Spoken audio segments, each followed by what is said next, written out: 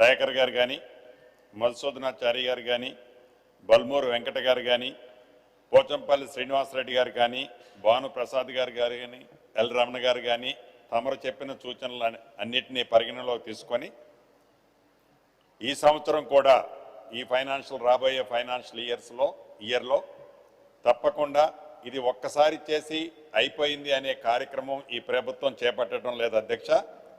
ప్రతి సంవత్సరము రెగ్యులర్గా ఇచ్చే కార్యక్రమాన్ని చేపడుతున్నాం. ఈ ఏప్రిల్ మే నెలలో రెండో విడత కూడా ఇచ్చే కార్యక్రమాన్ని రాష్ట్ర వ్యాప్తంగా అన్ని నియోజకవర్గాలకి ఇచ్చే కార్యక్రమానికి శ్రీకారం చుడుతున్నాం అధ్యక్ష.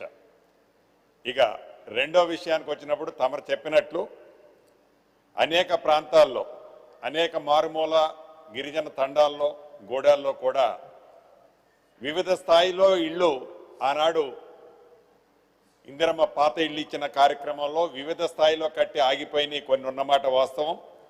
కొంతమంది సొంతంగా వారు స్టార్ట్ చేసి ఫౌండేషన్లు కట్టుకోనో లేకుంటే స్లాబ్ వేద్దామని గోడలు పెట్టుకొని రేకులు వేసుకోనో లేకుంటే రేకులు కూడా వేసుకోలేక పైన నాపరాళ్ళు వేసుకున్న ప్రాంతాలు కూడా కొన్ని ఉన్నాయి అధ్యక్ష.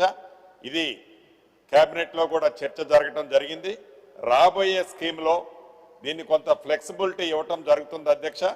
ఫౌండేషన్ కట్టుకున్న దానికి కానీ వాల్స్ కట్టుకొని స్లాబ్ వేయలేని వాళ్ళు కానీ మళ్ళా అవి పర్ఫెక్ట్గా ఉండి వాటి మీద స్లాబ్ వేసుకునే పొజిషన్లో ఆ స్ట్రక్చర్ ఉంటే దాన్ని డిస్మాంటిల్ చేసే దాంట్లో అర్థం లేదు. కాబట్టి ఆ మందం తగ్గించి ఆ బెనిఫిషరీని అలౌ చేసే కార్యక్రమాన్ని రాబోయే దాంట్లో కొంత పార్ట్ ఇవ్వాలనేది ప్రభుత్వం ఆలోచిస్తుంది పాజిటివ్గా అనేది తమరి ద్వారా గౌరవ సభ్యులకి రాష్ట్ర ప్రజలకు కూడా తెలియజేస్తున్నాను అధ్యక్ష. అదేవిధంగా మధుసూదనాచారి గారు ఈ ఏదైతే బెనిఫిషరీస్ సెలక్షన్కి సంబంధించిన దాంట్లో కొన్ని చోట్ల ఇబ్బందులు జరుగుతున్నాయి అనే అంశాన్ని లేవనెత్తారు. తప్పకుండా నాకు తెలిసి ఈ ప్రభుత్వం నీది ఏ కులము ఏ మతము ఏ పార్టీ అని అడగకుండా చిత్తశుద్ధితో పర్ఫెక్ట్గా పూరెస్ట్ ఆఫ్ ది పూర్ పర్సన్స్కే ఇవ్వాలని ఉన్నాం అధ్యక్ష. తప్పకుండా మధుసూదనాచారి గారు డీటెయిల్స్ ఏదన్నా నాకు ఇస్తే ఈ స్టేజ్లో నేను ఆపలేను, కానీ భవిష్యత్తులో ఇటువంటిది పునరావృతం కాకుండా అయితే తప్పకుండా చర్యలు చేపట్టడం జరుగుతుంది అధ్యక్ష. ఒక్క రూపాయి కరప్షన్ లేకుండా ఏ పేదవాడికైతే న్యాయం చేయాలని ఈ ప్రజా ప్రభుత్వం ఇందిరమ్మ ప్రభుత్వంలో పేదవాడికి ఆత్మగౌరవానికి చిహ్నంగా ఇల్లిచ్చే కార్యక్రమాన్ని చేపట్టాము అధ్యక్ష. ఎక్కడా పార్షియాలిటీ లేకుండా అర్హులైన ప్రతి పేదవాళ్ళకి ఇస్తామని ఎన్నికల్లో వాగ్దానం చేశాం. మొదటి విడత ఇచ్చాం, ఇంకా 3 విడతలు కూడా ఇచ్చే కార్యక్రమాన్ని చేపడతామని గౌరవ పెద్దలకి తమరి ద్వారా తెలియజేస్తున్నాను అధ్యక్ష. అదే రకంగా బల్మూరు వెంకట గారు ఇప్పటి వరకు ఎన్ని ఇచ్చారు అన్నారు, ఇందాక చెప్పాను అధ్యక్ష. ఈ మార్చి నాటికి రాష్ట్ర వ్యాప్తంగా 1,00,000 ఇళ్లు కంప్లీట్ కాబోతున్నాయి అధ్యక్ష. జూన్ జూలై నాటికి ఏవైతే మొదట విడత ఇచ్చిన సుమారు 3 లక్షల పైచిలకి ఇళ్లున్నాయో వాటిలో మెజారిటీ హౌజెస్ కంప్లీట్ కాబోతున్నాయి అధ్యక్ష. అదే రకంగా భవిష్యత్తులో ఇవ్వబోయేది కూడా ఇంతకుముందు చెప్పాను అధ్యక్ష. పట్టణ ప్రాంతాలకు సంబంధించిన దాంట్లో కూడా వెంకట గారు అడగటం జరిగింది. తప్పకుండా దీని మీద కూడా ఇప్పటికే ఒక ప్రణాళిక తయారు చేశాం. ఇప్పటికే 2-3 విడతలు చర్చించాం. ఏదైతే గతంలో 2 BHKలు దూర ప్రాంతాల్లో కట్టిన కారణంగా, ఉదాహరణకి ఆనాటి ఎన్నికల ముందు సుమారు ఒక 12-13 వేల ఇళ్ళు రెడీగా ఉన్నాయని బెనిఫిషరీని ఫైనల్ చేశారు అధ్యక్ష. ఇది 25,000 ఇళ్ళు ఇస్తే ఆ 25,000లో సుమారు 12-13 వేల ఇళ్ళు తాళాలు కూడా వాళ్ళు ఈనాటి వరకు తీయలేదు అధ్యక్ష. ఆ డీటెయిల్స్ అన్ని కూడా సేకరించి వాళ్ళకి ఇప్పటికే ఒక నోటీస్ పంపించాం, రెండో నోటీస్ కూడా పంపిస్తున్నాం. దీనికి ప్రధానమైన కారణం ఒకటి, ఎవరైతే పని చేసుకునే ప్రాంతంలో హ్యాబిటేషన్ ఉంటే తప్ప దూర ప్రాంతంలో 20 కిలోమీటర్లోనో 20 కిలోమీటర్లోనో మనం 2 BHK ఇచ్చినంత మాత్రంలో, ఇందిరమ్మ ఇళ్ళు ఇచ్చే మాత్రంలో ఆ బెనిఫిషరీకి లబ్ధి జరగదు అనేది మా సర్వేలో తేలిన అంశం అధ్యక్ష. దాన్ని దృష్టిలో పెట్టుకొని భవిష్యత్తులో అర్బన్ ప్రాంతంలో ఏ పేదవాడైతే నివసించే ప్రాంతానికి తనకు రెగ్యులర్గా తను చేసే వృత్తులకు అనుగుణంగా ఉండే విధంగా తను నివసించే ప్రాంతంలో 1-2 కిలోమీటర్స్ రేడియస్లోనే ఇల్లు ఏర్పరచడానికి ఉన్న అవకాశాలు ఏంటో తీరా క్షుణ్ణంగా పరిశీలిస్తున్నాం అధ్యక్ష. తప్పకుండా ఆ దిశలో అర్బన్ ప్రాంతాల్లో కూడా ఇళ్లు నిర్మించడం ఈ రాబోయే ఫైనాన్షియల్ ఇయర్ లో దాన్ని కూడా టేక్ ఓవర్ చేస్తున్నామని గౌరవ సభ్యులకు తమరి ద్వారా తెలియజేస్తున్నాను అధ్యక్ష. అదేవిధంగా మున్సిపల్ ఎన్నికల్లో మిత్రులు శ్రీనివాసరెడ్డి గారు చెప్పారు ఎన్నికల ప్రామిస్ చేశామని. 100% ఎన్నికల ప్రామిసులు కావవి. ఇది ప్రజాప్రభుత్వం ప్రామిసులు. తప్పకుండా పట్టణ ప్రాంతాల్లో ఈ రాబోయే 3 సంవత్సరాల్లో ప్రతి వార్డులో అర్హులైన పేదవాళ్లకి ఇందిరమ్మ ఇల్లు ఇచ్చే బాధ్యత ఈ ప్రభుత్వ పక్షాన్ని ఇయ్యాలని చెప్పటంలా, ఓట్ల కోసం చెప్పలే, ఓట్ల కోసం చెప్పి మాయమాటలు చెప్పే ప్రభుత్వం కాదు అధ్యక్ష. తప్పకుండా ఇందిరమ్మ ఇల్లు ఇచ్చి తీరుతాం. అదే రకంగా మిత్రులు రమణ గారు అడిగారు అధ్యక్ష, జగిత్యాల ప్రాంతంలో సుమారు సైజబుల్ హౌజెస్ 2 BHKలు కట్టున్నాయి. అవి మనం బెనిఫిషరీని ఫైనల్ చేయలేదన్నది యథార్థం అధ్యక్ష. అతి కొద్ది రోజుల్లోనే ప్రత్యక్షంగా నేను ఆ కాన్స్టిట్యున్సీకి వెళ్తాను.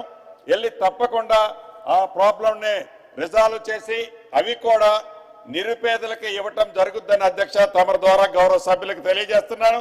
అదే రకంగా భానుప్రసాద్ గారు కూడా ఒక క్వశ్చన్ అడిగారు అధ్యక్ష. తప్పకుండా దాన్ని కూడా పరిశీలిస్తాం. 2 BHKకి సంబంధించిన పెండింగ్ బిల్స్ ఇతరత్ర అనే అంశాన్ని భానుప్రసాద్ గారు లేవనెత్తారు అధ్యక్ష. ఈ ప్రభుత్వం వచ్చిన తర్వాత నాకు తెలిసి 99% ఇప్పటికే పెండింగ్ బిల్స్ అన్నిటినీ కూడా క్లియర్ చేశాం అధ్యక్ష. ఏదైనా అక్కడ 1 ఏదైనా పెండింగ్ ఉంటే వాటిని కూడా క్లియర్ చేస్తాం. ఈ సభ తమరి ద్వారా ఈ సభకి రాష్ట్ర ప్రజలకి 2 BHKకి సంబంధించిన అంశాన్ని కొన్ని తమరి ద్వారా రాష్ట్ర ప్రజలకు తీసుకొస్తున్నాను అధ్యక్ష. ఏవైతే గతంలో చెప్పానో మళ్ళీ అదే రిపీట్ చేస్తున్నాను అధ్యక్ష. ఏవైతే 2 BHKలో ఎంతో కొంత కన్స్ట్రక్షన్ చేసి వివిధ స్థాయిల్లో ఆగి ఉన్న పనులన్నిటినీ కంప్లీట్ చేయటం జరుగుద్ది. దాన్ని బెనిఫిషరీని ఇల్లు కంప్లీట్ అయిన తర్వాత కాకుండా ఏ స్థాయిలో ఉన్న ఇల్లు అయినా కూడా బెనిఫిషరీని ముందు ఫైనల్ చేసి ఆ బ్యాలెన్స్ కాంట్రాక్టర్ ముందుకు వస్తే కాంట్రాక్టర్తో కట్టిస్తాం అధ్యక్ష. కాంట్రాక్టర్ ముందుకు రాకపోతే ఆ బెనిఫిషరీ కట్టుకుంటే ఆ బెనిఫిషరీకి ఆ డిఫరెన్స్ అమౌంట్ ఏదైతే ఉందో గతంలో ఇవ్వంగా మిగిలిన డబ్బులు ఆ బెనిఫిషరీకి ఇచ్చి అతనే ఆ బ్యాలెన్స్ ఇల్లును పూర్తి చేసుకునే విధంగా ఆల్రెడీ ఆర్డర్స్ ఇచ్చాం. ఈ 99 డేస్ ప్రోగ్రామ్ లో రాష్ట్రంలో వివిధ స్థాయిల్లో ఉన్న 2 BHKలు అన్నిటికీ అర్హులైన పేదవాళ్ళకి ఇళ్ల స్థలాలు లేని పేదవాళ్ళకి ఈ 2 BHKలు ఇవ్వటం జరుగుద్ది అధ్యక్ష. అదే రకంగా ఇందిరమ్మ ఇళ్ల విషయంలో కూడా ఈ ప్రభుత్వానికి చిత్తశుద్ధి ఉంది. పార్షియాలిటీ అసలుకి ఉండదు. ప్రతి పేదవాడికి ఇవ్వాలన్నదే తాపత్రయం.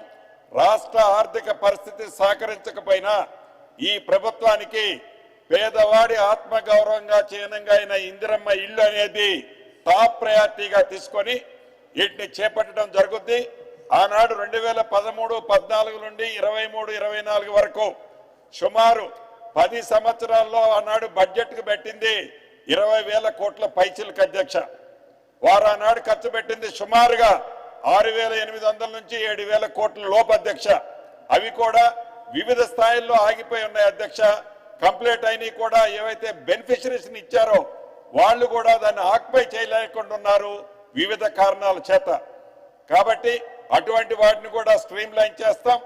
ఈ ప్రభుత్వం బడ్జెట్ లో పెట్టడమే కాకుండా నిధులని తప్పకుండా ఖర్చు పెట్టి చిత్తశుద్ధితో పేదవాడికి ఇల్లు ఇవ్వాలనే తాపత్రయం ఏదైతే ఉందో ఈ ప్రభుత్వానికి దాన్ని నెరవేరుస్తామని తమరి ద్వారా గౌరవ సభ్యులకి రాష్ట్ర ప్రజలకి తెలుపుతున్నాను అధ్యక్ష.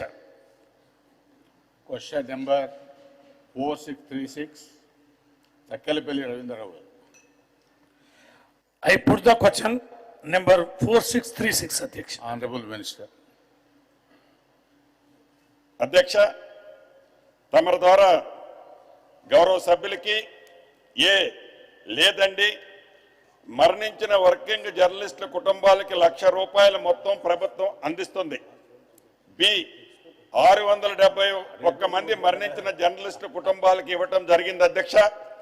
సి 27/6/2016 తేదీ గల జీవో నెంబర్ జిఎస్ శాఖ జీవో నెంబర్ 225 ప్రకారం మరణించిన వర్కింగ్ జర్నలిస్టుల కుటుంబాలకి పెన్షన్, వారి పిల్లలకి ట్యూషన్ ఫీజు, శాశ్వత అంగవైకల్యానికి అయిన వారికి ఆర్థిక సహాయాన్ని అందించడం జరుగుతుంది అధ్యక్ష. స్పెషల్ మెన్షన్ తీసుకుందామా? Honourable member. అధ్యక్ష, తెలంగాణలో జర్నలిస్టులు ప్రధానంగా తమ వృత్తిపరమైన భద్రత, ఆర్థిక స్థిరత్వం మరియు కుటుంబ సంక్షేమం కోసం దశాబ్దాలుగా పలు